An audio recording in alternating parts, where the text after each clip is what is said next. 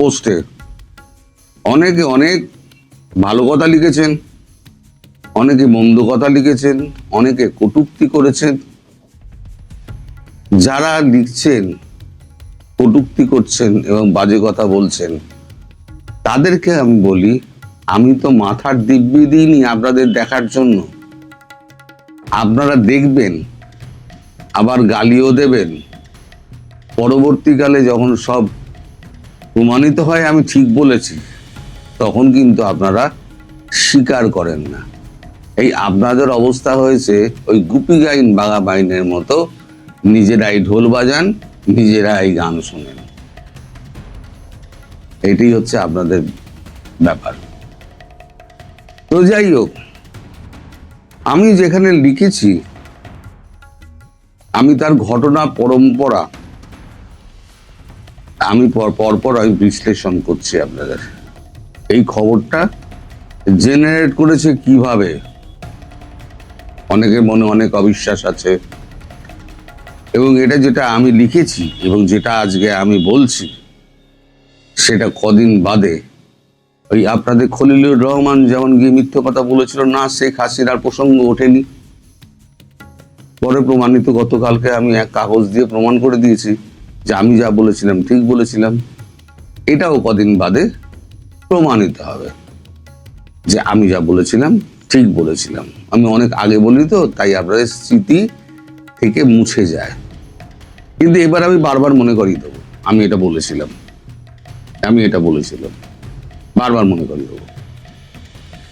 তো গতকালকে বিকেলে বেলায় আমি খবর পাই যে শেখ হাসিনার সঙ্গে রাহুল গান্ধী, প্রিয়াঙ্কা গান্ধী, আমাদের সলিসিটর জেনারেল আর এবং আমাদের নামটা ভুলে গেলাম, মনে পড়ে যাবে, এবং সুপ্রিম কোর্টের আইনজীবী কংগ্রেস সদস্য মনু সিংভি, এটা 4 জনে দেখা করেছেন। এবার কতগুলো ঘটনা পরম্পরা মেলান, যোগসূত্র আপনি খুঁজে বার করার আপনারা চেষ্টা করুন। প্রথম আমি একটা ভিডিও করেছিলাম যে শেখ হাসিনাকে বেশি দিন রাখতে চায় না ভারত, কারণ তার বয়স হয়েছে। যদি ভারতে কোনো কিছু হয়ে যায় তাহলে পুরো ব্লেমটা এসে ভারতের উপরে পড়বে, ফলে যা করার ভারতবর্ষকে তাড়াতাড়ি করতে হবে। এটা কিন্তু আমি প্রথম দিকে বলেছিলাম। তার পরবর্তীকালে যেটা হলো যে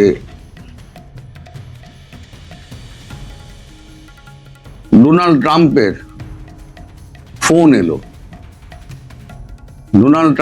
ফোন এলো, সে খবর আমি করেছিলাম। ডোনাল্ড ট্রাম্পের ফোন এসছে। এখন দেখুন, এই হরমুজ টানেল নিয়ে যে সমস্ত কথাবার্তা আছে, হরমুজটা নিয়ে সে সমস্ত কথাবার্তা নিশ্চয়ই হয়েছে, এবং ট্রাম্প স্বীকারও করেছেন যে আমি ভারতের প্রধানমন্ত্রী হেল্প চেয়েছি, এবং ভারতের প্রধানমন্ত্রী বলেছেন আমি কেন যাব। এই 40 মিনিটের যে কথাবার্তা হয়েছে, আমি তখন বলেছিলাম নিশ্চয়ই আরো কথাবার্তা হয়েছে যেগুলো আমরা জানতে পারছি না।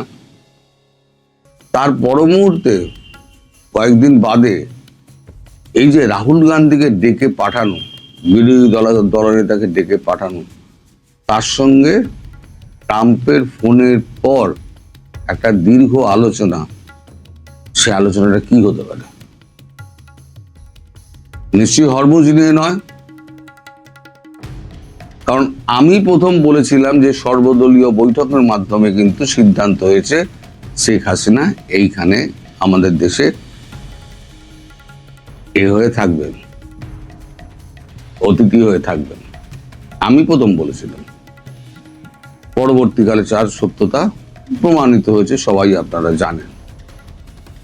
এখন যেহেতু একটা সর্বদলীয় সিদ্ধান্তের মাধ্যমে তাকে আনা হয়েছিল, এবং তাকে ফেরত পাঠানোর ব্যাপারটাও কিন্তু সর্বদলীয় সিদ্ধান্তের মাধ্যমেই হবে, সরকার কিন্তু একা করবে না।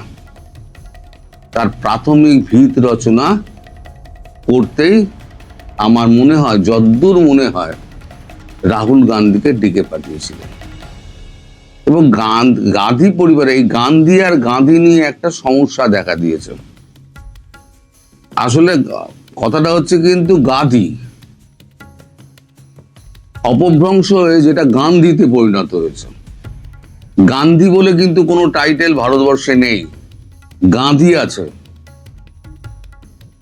কিন্তু গান্ধী বলে কিছু নেই। কিন্তু অপভ্রংশ সেটাই চালু হয়ে গেছে, গান্ধী গান্ধী গান্ধী গান্ধী চালু হয়ে গেছে। কিন্তু আপনি যদি বিভিন্ন কাগজপত্র দেখেন, সেখানে কিন্তু গান্ধী লেখা হয়, গয় চন্দ্রবিন্দু আঁকা, ধয় দীর্ঘই। আমি দুবার ভুল লিখবো না, কারণ বানান লেখার সময় কিন্তু আমি অত্যন্ত সতর্ক থাকি। আপনারা সতর্কতা থাকতে পারেন। কি করে করবেন? যে বানানটা লেখার পর যদি আপনার মনে হয় একটু অচেনা, তাহলে একটু ঘুরিয়ে লিখুন, ঠিক চেনা বানানটা চোখের সামনে এসে পড়ে যাবে।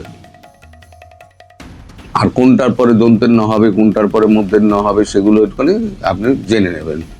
তো যাই হোক, আমি তখন লিখেছিলাম যে রাহুল গান্ধী এবং প্রিয়াঙ্কা গান্ধী সঙ্গে হরিশ সালভে, যিনি কিংস কাউন্সিলের এখন সদস্য, এবং অভিষেক মনু সিংভি, চারজনে দেখা করেন শেখ হাসিনার সঙ্গে। আসলে রাহুল গান্ধী এবং প্রিয়াঙ্কা গান্ধী তারা গিয়েছিলেন শেখ হাসিনার মনোভাব জানতে এবং তার শরীর সম্পর্কে। এমনিতেও যান, মাঝে মাঝেই যাওয়া আসা করেন, কারণ কংগ্রেসের সঙ্গে যে সম্পর্ক প্রধানমন্ত্রী শেখ হাসিনার, সেটা কিন্তু অটুট সম্পর্ক। সেটা ইন্দিরা গান্ধীর সময় থেকে সেই সম্পর্কটি গড়ে ওঠে মুজিবুর রহমান থাকাকালীন। দীর্ঘদিন আমাদের এখানে শেখ হাসিনা আশ্রয়ে ছিলেন, 6 বছর না 8 বছর এখানে আশ্রয়ে ছিলেন। সেই সময়তে তখন থেকে কিন্তু সোনিয়া গান্ধীর ইন্দিরা গান্ধীর খুব কাছের মানুষ। তো যাই হোক, সে নিয়ে আমি অনেক কথা বলেছি। তারা তার মনোভাব জানতে গিয়েছিলেন, এবং সব থেকে খটকার বিষয়, এখানে কেন্দ্রের তরফে হরিশ সালভে,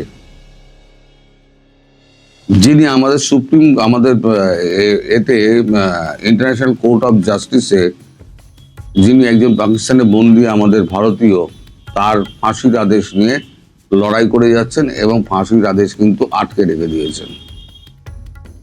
কুলভূষণ যাদব বলে একজন ব্যক্তি, তাকে পাকিস্তান ইরানের মাটি থেকে তুলে নিয়ে গিয়ে অপহরণ করে তাকে ওইরকম চার্জে তাকে ঢুকিয়ে রেখে দিয়েছে ফাঁসির আদেশ দিয়ে। কিন্তু আজ পর্যন্ত ফাঁসি দিতে পারেনি, কারণ ভারত ধমকেই রেখে দিয়েছে। ইন্টারন্যাশনাল কোর্ট অফ জাস্টিসে এখন মামলা চলছে, সেই মামলাকে উপেক্ষা করে যদি ফাঁসি দাও, তাহলে পাকিস্তানের কোনো অস্তিত্ব থাকবে না। তো এখন এই যে 2 জন আইনজীবী গেছিলেন, 2 জন আইনজীবী, তারা অনেক দস্তাবেজ নিয়ে গিয়েছিলেন, এটুকু খবর আমি পেয়েছি। অভিষেক মনু সিংভি এবং হরিশ সালভে। আপনাদের মনে থাকতে পারে, ইন্টারন্যাশনাল কোর্ট অফ জাস্টিসে শেখ হাসিনা একটি মামলা করেছিলেন। সেই মামলাটির শুনানির দিন সম্ভবত এগিয়ে আসছে।